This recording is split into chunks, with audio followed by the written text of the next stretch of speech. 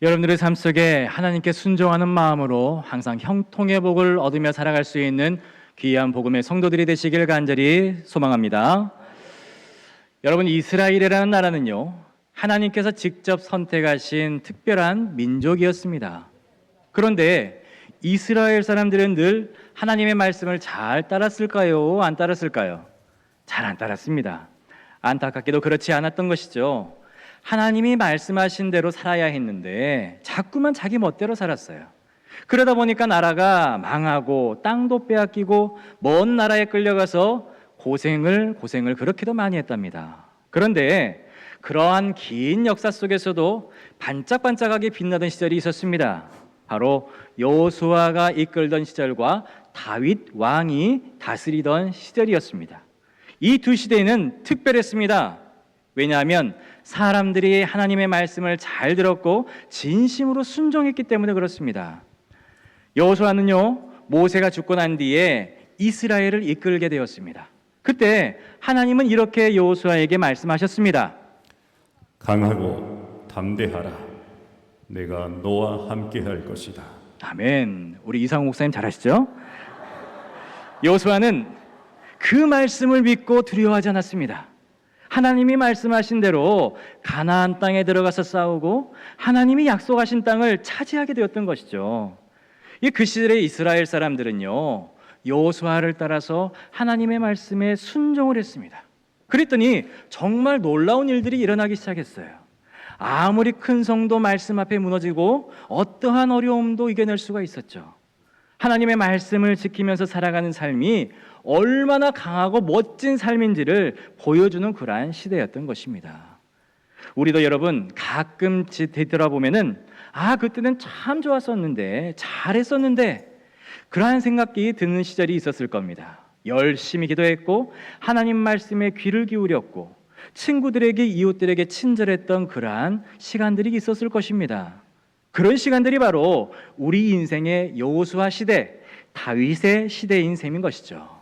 지금은 좀 지치고 실수도 할 수 있지만 그때만큼은 정말 하나님이 기뻐하셨을 것 같은 그런 순간들이 여러분들에게도 분명히 있었을 것입니다. 혹시 여러분들의 삶 가운데 그런 시절이 지금 기억나십니까?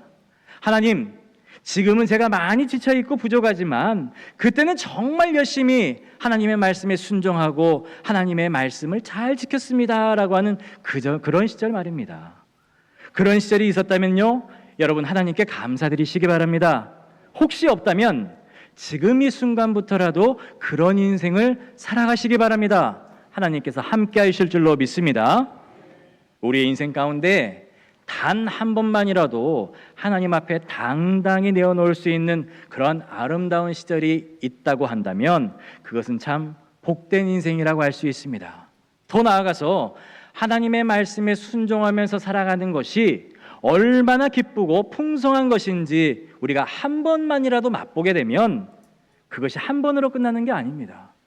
말씀으로 사는 즐거움이 무엇인지 우리가 알게 되면요, 그 경험을 계속해서 반복하게 된다는 것이죠.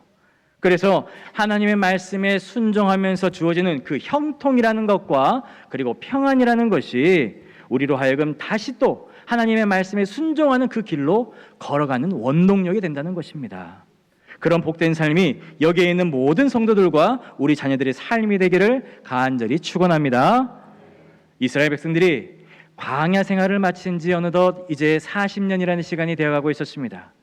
그동안 그들을 이끌었던 위대한 지도자 모세는요, 이제 하나님의 부르심을 받고 생을 마무리하게 됩니다. 그는 나이가 120세였지만 성경에 따르면 그때까지도 눈이 흐리지 아니하고 기력도 쇠하지 아니하였다고 해요. 하지만 이러한 건강한 모세에게 하나님은 말씀하십니다. 이제 너는 내게로 오너라. 네. 그리고 모세는 아무런 반항 없이 조용히 하나님의 부르심에 순종하면서 떠나게 됩니다. 이것은 세상에서 흔히 볼 수 있는 죽음이 아니었습니다. 질병으로 죽은 것도 아니고 사고로 죽은 것도 아니고 오직 하나님의 말씀에 따라서 거룩한 순종의 마침표를 찍었던 것이죠. 왜 하나님께서는 이렇게 하셨을까요? 모세는 애굽에서 이스라엘 백성을 이끌어낸 위대한 지도자였습니다. 홍해를 가르고 시내산에서 율법도 받고 광야에서 하나님의 백성을 먹이고 입히면서 40년이라는 시간 동안에 그들을 인도했습니다. 하지만 하나님은 그에게 말씀하셨습니다. 이제 내 사명은 여기까지다. 그리고는 여호수아를 새 지도자로 삼으시는 거예요.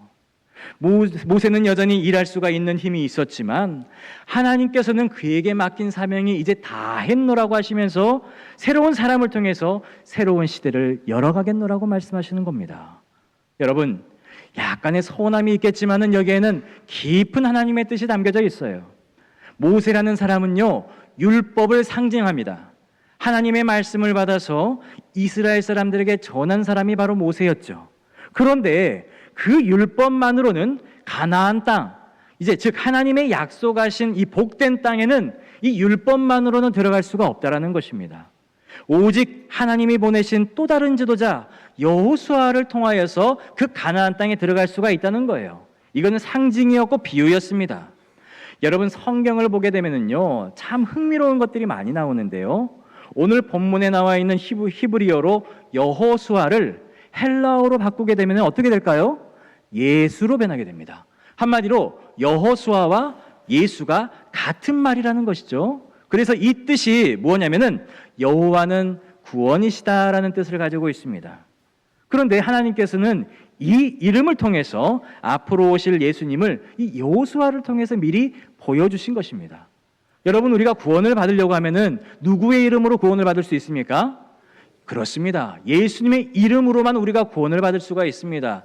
율법으로, 우리의 의로움으로, 아니면 우리가 착한 일을 했다고 해서 우리가 천국에 가는 것이 아니라 오직 예수 그리스도의 이름으로만 우리가 천국에 들어갈 수 있는 것처럼 이제 이 가나안 땅에는 이 여호수아를 통해서만이 들어갈 수가 있다는 것이죠.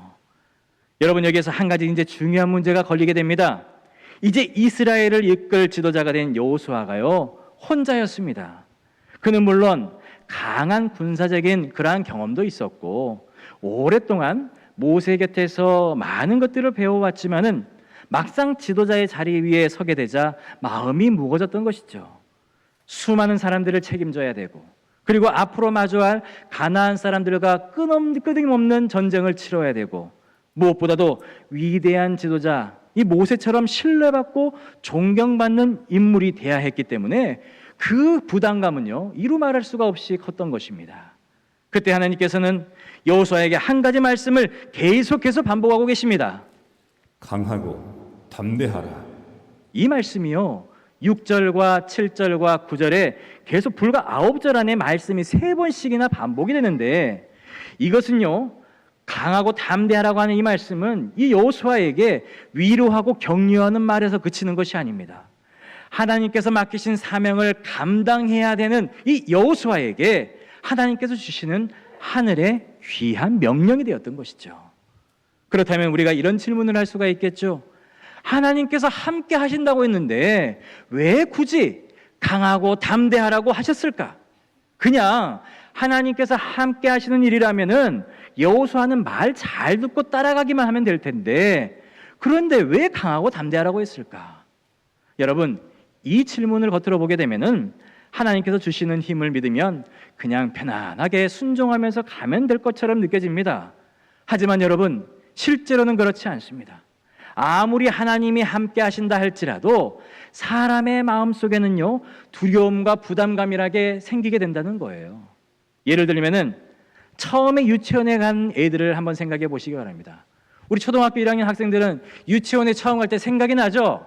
그런데 그때 얼마나 아이들이 두렵고 불안해합니까?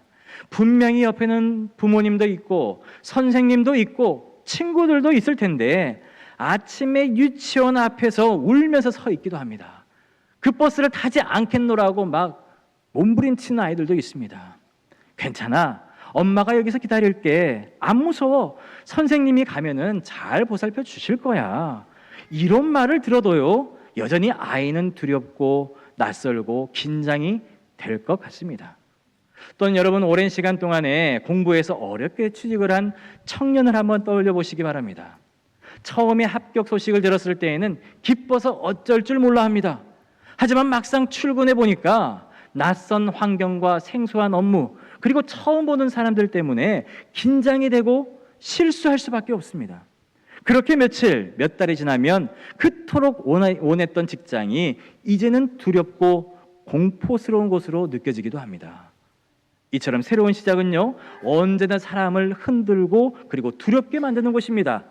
그래서 용기가 필요한 것이죠.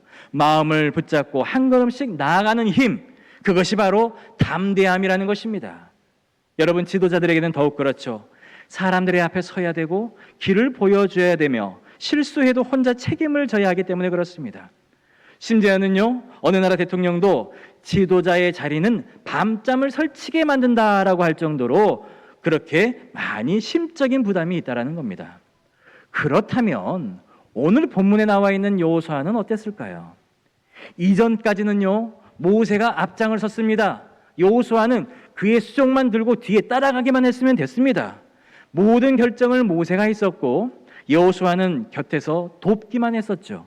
하지만 이제는 모든 것들이 여호수아의 책임이 되었습니다. 수많은 사람들의 미래와 안전이 그의 판단에 달려 있고 그런 무게를 혼자 감당해야 했던 여호수아의 마음은 얼마나 무거웠겠습니까? 그래서 하나님께서 말씀을 하신 것이죠. 강하고 담대하라. 그렇습니다. 이 말씀은요, 단지 격려가 아니었습니다. 지금 이 사명을 감당해야 하는 여호수아에게 주어진 하나님의 특별한 명령이자 반드시 붙들어야 하는 하나님의 약속이었던 것입니다. 하지만 여기에서 우리는 한 번 더 깊이 생각을 해봐야 됩니다. 하나님께서 여호수아에게 강하고 담대하라고 했는데 그 이유가 무엇일까? 하나님이 함께 하신다면 왜 굳이 그렇게 용기를 내라고 하셨을까? 여러분, 여기에 중요한 뜻이 담겨져 있습니다. 하나님께서 함께 하신다는 것은요, 우리가 아무것도 하지 않아도 된다라는 말이 아니라는 것입니다. 오히려 하나님께서 우리와 함께 하시기 때문에 우리는 더욱더 책임감 있게 정직하게 그리고 최선을 다해서 살아가야 한다라는 말씀인 거예요. 이것은요, 성경 전체에서 계속 반복되고 강조되고 있는 그러한 원리라는 것입니다. 하나님께서 우리의 손을 붙잡고 계신다고 해서 우리의 손을 대신해서 움직이시는 것이 아닙니다. 하나님은 우리가 직접 손을 움직여서 배우고 잘하고 감당하게 나가기를 바라신다는 거예요. 하나님은 그 과정에서 우리에게 힘을 주시고 갈 길을 제시해 주시고 늘 곁에서 인도하신다는 것이죠. 예를 들어서 부모님이 아이를 너무나도 사랑해서 숙제를 대신해 주고 발표 준비를 다 대신해 준다고 해봅시다. 처음에는 아이가 좋아할지도 몰라요. 그런 방식으로는 아이가 절대로 스스로 설 수가 없습니다. 결국 성장하지 못하는 것이죠. 부모가 도와줄 수는 있어도 대신 살아줄 수가 없는 것입니다. 이것은 하나님과 우리와의 관계에서도 그렇습니다. 하나님은 늘 우리 곁에 계십니다. 우리를 도우시고 우리에게 말씀해 주시고 길을 인도해 주시는 분이십니다. 그런데 우리가 해야 할 몫은 스스로 감당하기를 원하신다는 거예요. 그래야 우리가 진짜로 성장할 수 있기 때문에 그렇습니다. 제가 시골집에서 병아리를 부화시킨 적이 있습니다. 달걀이 깨어지는데 며칠이 걸리신 줄 아십니까? 21일, 3주가 걸립니다. 그런데 때때로 어떤 병아리들이요, 껍질을 스스로 깨고 나오지 못해서 애를 쓰면서 삐약삐약 울곤 합니다. 안쓰러운 마음에 껍질을 살짝 깨서 도와주기도 했는데요. 하지만 그렇게 껍질을 깨준 병아리는 오래 살지를 못하더라고요. 왜 그랬을까요? 병아리가 껍질을 깨려고 힘을 줄 때에 그 몸 안에 내장이 자리를 잡게 되고 몸이 이제 준비되기 때문에 그렇습니다. 울면서 애를 쓰는 그 시간이 병아리에게는 생명의 준비 시간인 셈인 것이죠. 그런데 그 과정을 생략해버리면 병아리는 아직 준비되지 않은 채로 밖으로 나와서 결국 힘없이 죽을 수밖에 없다는 것입니다. 하나님께서도 여호수아에게 이렇게 말씀하신 이유가 여기에 있는 것입니다. 내가 너와 함께 하겠다. 그러나 너가 해야 할 일은 너가 해야 한다. 너는 강하고 담대하라. 그러면 너가 감당할 수 없는 부분은 내가 도와주겠노라. 아멘. 하나님은요, 여호수아가 겪을 두려움과 부담을 알고 계셨던 것입니다. 하지만 동시에 그가 스스로 하나님의 말씀을 붙잡고 이겨내기를 원하셨던 거예요. 하나님은 여호수아를 홀로 두지 않으셨습니다. 그런데 그에게 모든 일들을 대신해 주시지도 않았다라는 거예요. 여호수아는 하나님의 약속을 믿으면서 자기 몫의 싸움을 해 나가야 됐던 것이죠. 그렇게 할 때에 하나님은 그의 싸움 가운데에 함께 하셨고 그의 순종을 통해서 이스라엘 백성 전체를 이끌어 주셨다는 것입니다. 여러분, 이것이 바로 신앙의 원리라는 것입니다. 이스라엘 백성들이 요단강을 건너서 가나안 땅으로 들어가야 했죠. 하지만 그 앞에는 만만치 않은 현실들이 기다리고 있었습니다. 바로 7년 동안의 전쟁이 기다리고 있었습니다. 하나님께서 도와주시긴 했지만 그 전쟁은 이스라엘 백성들이 직접 싸워야 됐습니다. 하나님께서 때로는 우박을 내려서 적을 무찌르게 하시거나 태양을 멈추셔서 싸울 시간을 벌어주시는 일도 있었지만 그런 건 아주 특별한 순간이었을 뿐이고 대부분은 땀 흘리고 피를 흘리고 무기를 들고 직접 이스라엘 백성들이 부딪혀야 했던 것입니다. 그 싸움 가운데에 하나님께서 함께 하셨던 것이죠. 그래서 하나님이 여호수아에게 강하고 담대해라 이렇게 하신 말씀, 단지 겁내지 마라라는 것이 아니라 오히려 그 싸움에서 책임감 있게 싸우라라고 말씀하시는 것입니다. 그렇다면 하나님의 방법은 어떤 것이 있을까요? 하나님은 여호수아에게 아주 중요한 말씀을 해주셨습니다. 같이 한번 읽어보겠습니다. 이 율법책을 내 입에서 떠나지 말게 하며 아멘. 이게 무슨 말씀입니까? 전쟁을 준비하기 전에 먼저 말씀을 붙잡으라는 거예요. 작전보다 말씀이 먼저라는 것입니다. 무기보다 묵상이며 전략보다 순종이 우선이라는 것을 말씀해주고 있는 것입니다. 이것이 바로 하나님의 방식이라는 거예요. 예를 들어 볼까요? 요단강을 건너갈 때가 있었습니다. 그 시기에는 강물이 가장 많이 불어있던 시기였는데 무섭게 물살이 흐르고 있었죠. 그런데 하나님은 제사장들에게 법궤를 메고 그 강물 속으로 들어가라고 말씀하십니다. 그 명령 듣기에는 정말 이상해 보입니다.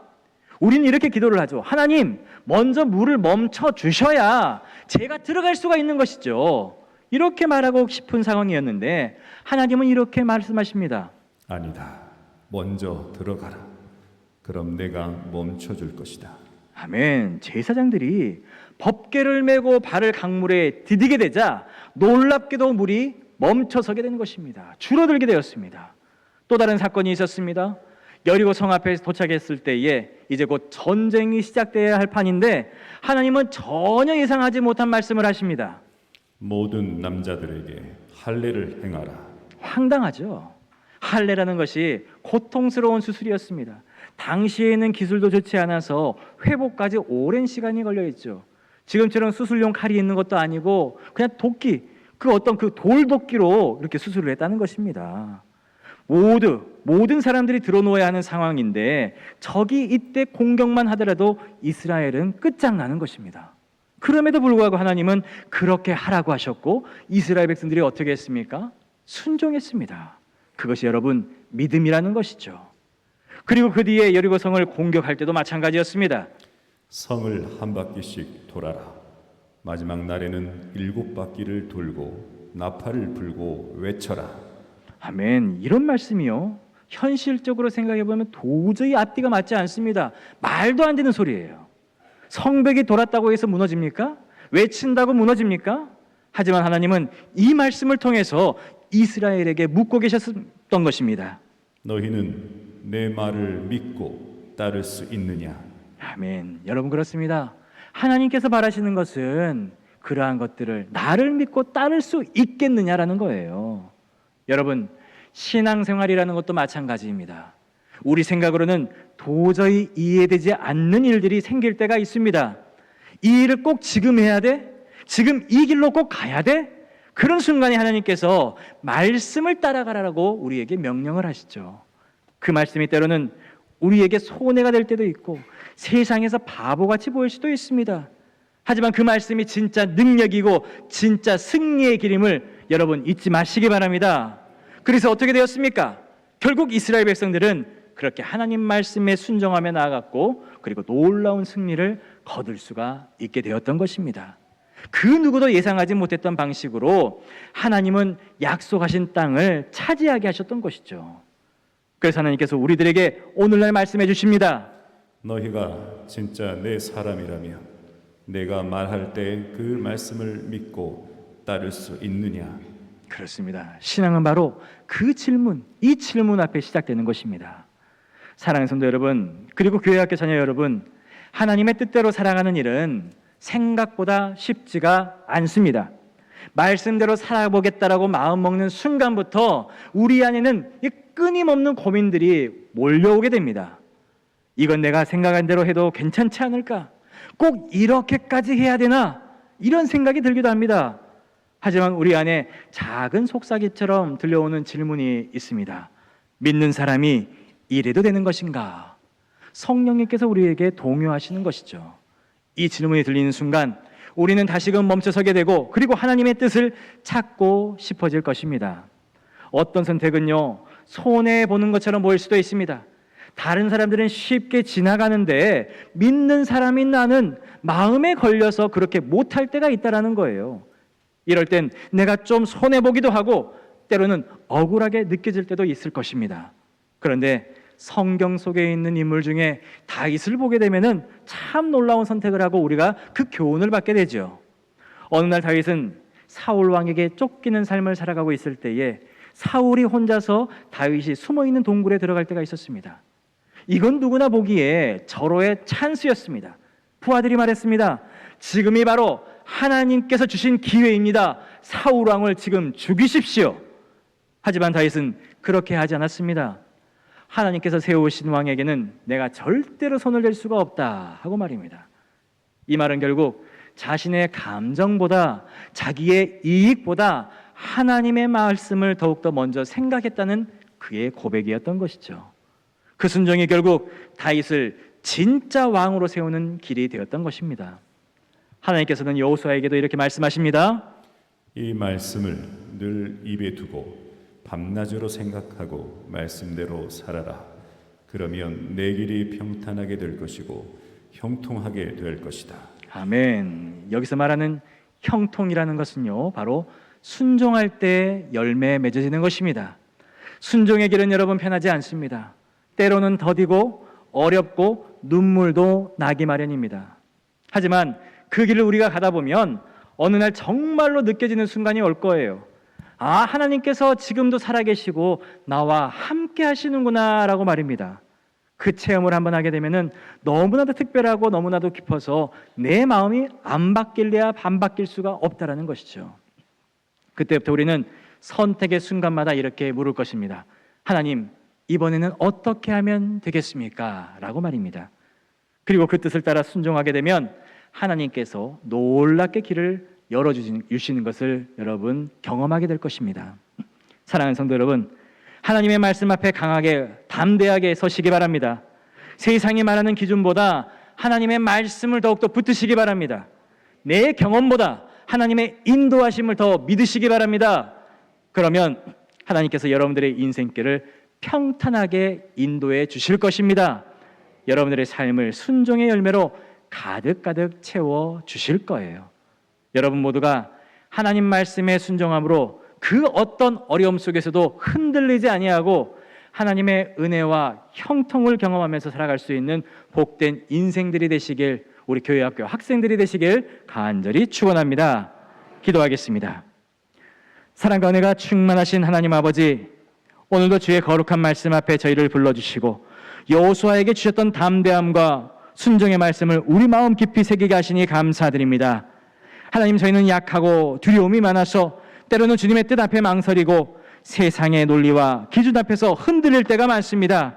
그러나 오늘 주신 말씀처럼 주님께서 함께하여 주신다면 우리도 강하고 담대할 수 있음을 내가 이 시간 믿습니다. 우리에게 맡기신 자리에서 주님의 말씀을 기준 삼고 주의 뜻에 순종하며 살아가게 하여 주시옵소서. 우리의 가정에서, 학교에서, 직장에서, 교회에서 이 시대의 여호수아로 살아가게 하시고 말씀 따라 걷는 걸음마다 하나님의 영광이 드러나는 삶 살게 하여 주옵소서. 이제 우리의 삶의 자리로 돌아가지만 오늘 들은 말씀을 잊지 않게 하시고 어디에서든지 하나님의 사람으로서 강하고 담대하게 우뚝 서며 살아가게 하여 주시옵소서. 예수님의 이름으로 기도하옵나이다. 아멘.